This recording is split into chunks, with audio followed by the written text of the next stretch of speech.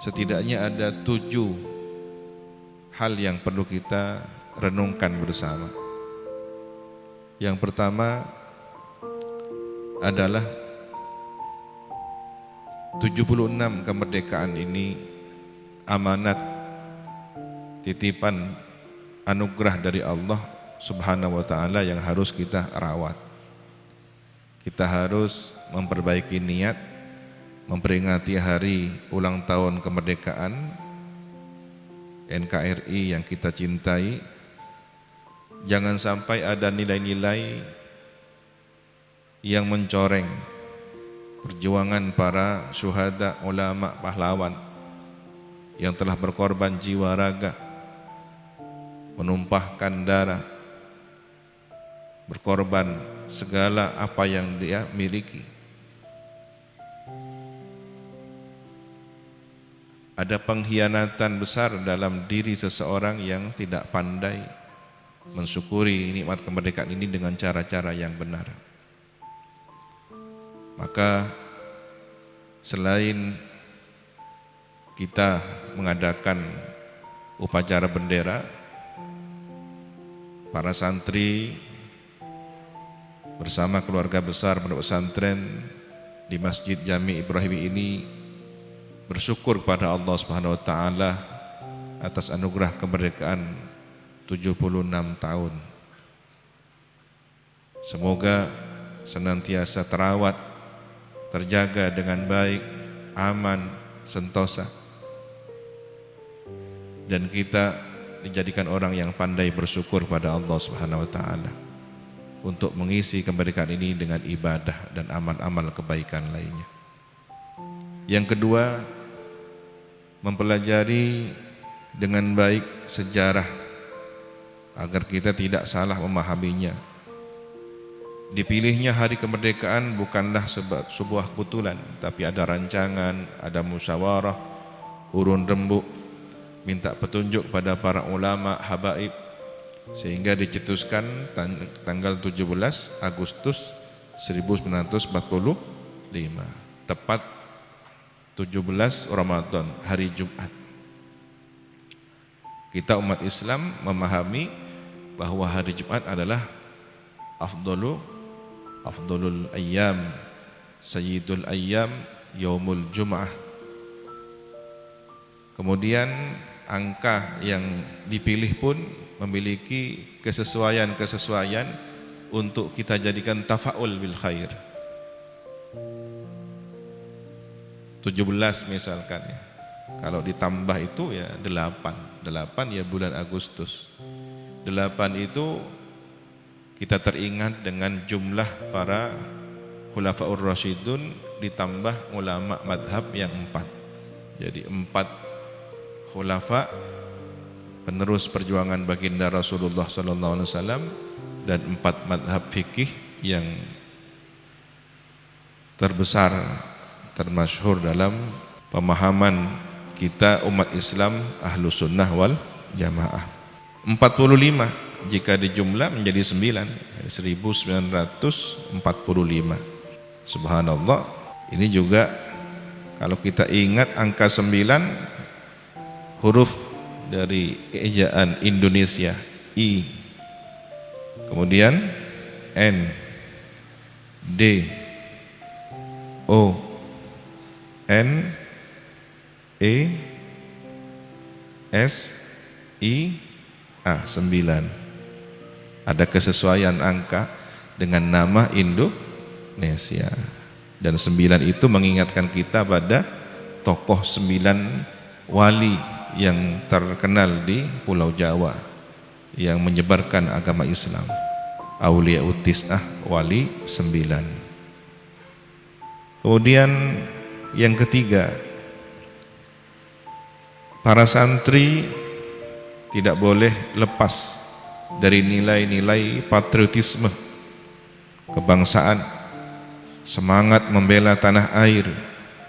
Yang kita bela bukan hal yang bersifat materi semata, tapi ada nilai spiritual di dalamnya, bahwa negeri ini adalah sajadah tempat kita beribadah. Negeri ini adalah titipan dari Allah Subhanahu wa taala yang kita harapkan semoga bisa meniru seperti Madinah baginda Nabi Muhammad SAW,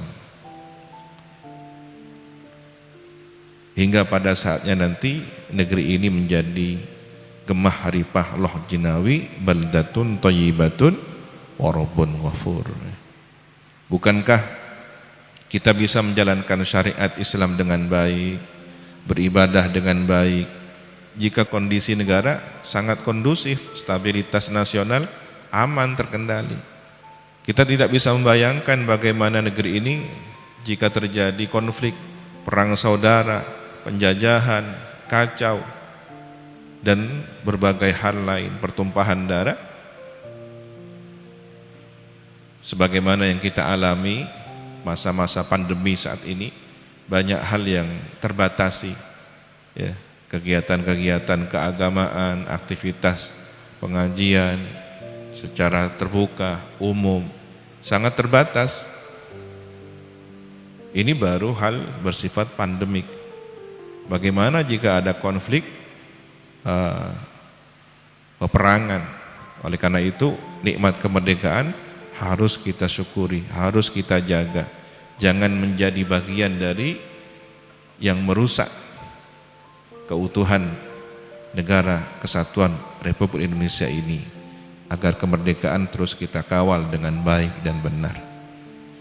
Kita hanya bisa melihat bagaimana prihatin, sedih, kita berdoa.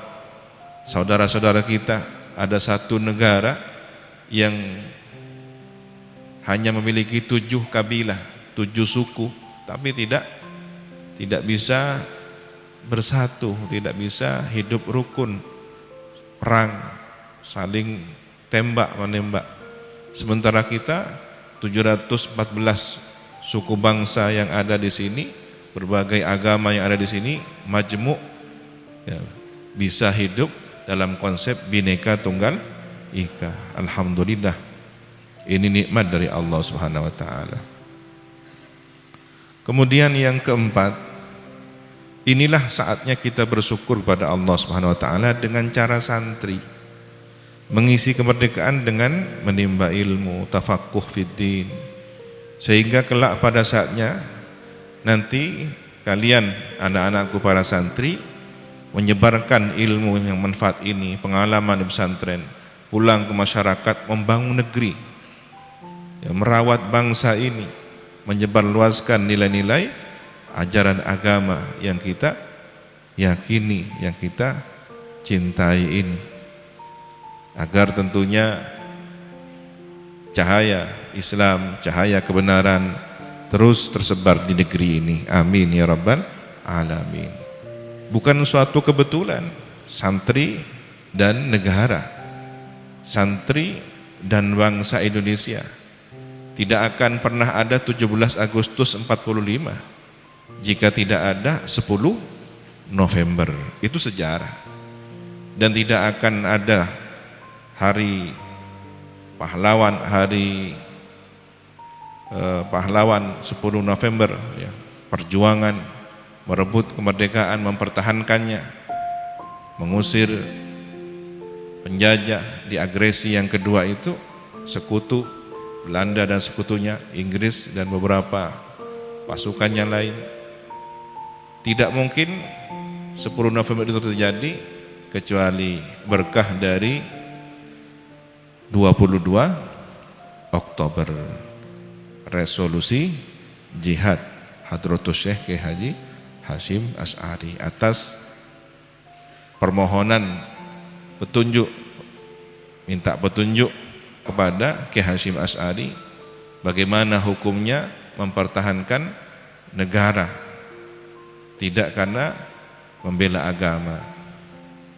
Dengan cerdas Kiai Hasyim Asy'ari memberikan fatwa resolusi jihad, dan ini kemudian amanah resolusi jihad diemban, dilaksanakan oleh seluruh santri-santri Kiai Hasyim Asy'ari, termasuk Hadratus Syekh Kiai Haji Raden As'ad Samsul Arifin beserta pasukan palopornya, ikut berjuang dengan semangat resolusi jihad 10 November ikut andil bertempur di Surabaya bersama arek-arek Surabaya.